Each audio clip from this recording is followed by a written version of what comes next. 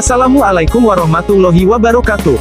Halo, apa kabar Sobat JB semua? Semoga selalu dalam lindungan Allah Subhanahu wa Ta'ala. Tetap selalu jaga kesehatan, jaga sholat 5 waktu, dan jangan lupa sedekah. Di video kali ini, admin akan berbagi tentang kisah seorang wali yang menyebarkan Islam di tanah Jawa, khususnya Jawa Barat, Karawang.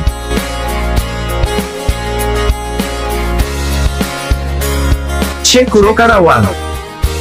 Sebelum menonton videonya, admin mengajak Sobat JB semua untuk terus mendukung channel ini agar dapat terus berkembang, dan dapat menyajikan konten-konten yang bermanfaat. Dukung channel ini dengan cara klik tombol subscribe berwarna merah, lalu tekan tanda lonceng berbunyi, agar Sobat JB semua menjadi yang pertama tahu, jika ada video terbaru dari channel ini. Semoga berkah dan bermanfaat, dan selamat menonton.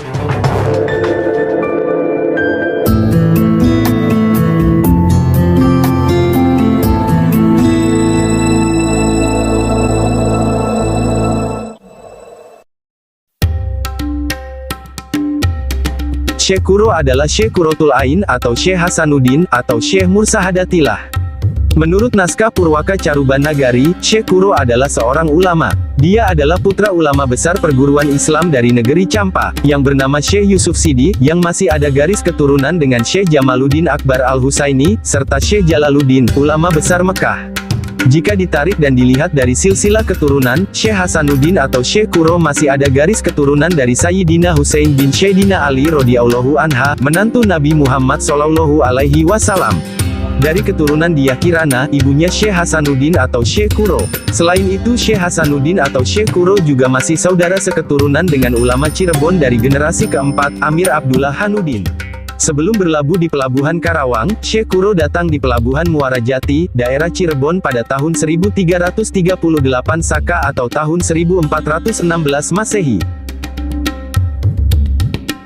Sementara Syekh Nurjati mendarat di Cirebon pada tahun 1342 Saka atau tahun 1420 Masehi atau 4 tahun setelah pendaratan Syekh Hasanuddin atau Syekh Kuro di Cirebon.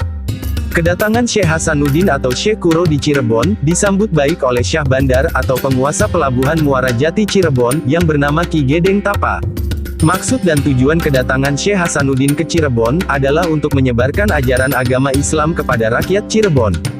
Syekh Hasanuddin ketika di Cirebon, namanya disebut dengan sebutan Syekh Mursahadatillah oleh Ki Gedeng Tapa dan para santrinya.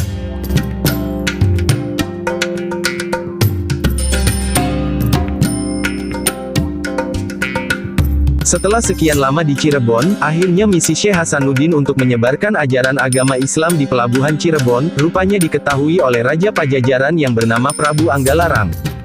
Kemudian Prabu Anggalarang mengutus utusannya, untuk mengetahui misi penyebaran agama Islam yang dibawakan oleh Syekh Hasanuddin. Ketika utusan Prabu Anggalarang sampai di Pelabuhan Cirebon, maka utusan tersebut diterima dengan ramah oleh Syekh Hasanuddin atau Syekh Mursahadatillah atau Syekh Kuro.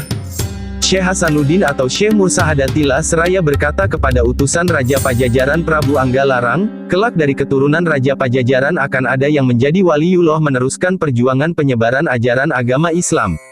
Peristiwa ini disambut gembira oleh Ki Gedeng Tapa dan para santri atau rakyat Cirebon, karena Ki Gedeng Tapa sangat ingin terus berguru kepada Syekh Hasanuddin atau Syekh Mursahadatillah atau Syekh Kuro, untuk memperdalam ajaran agama Islam.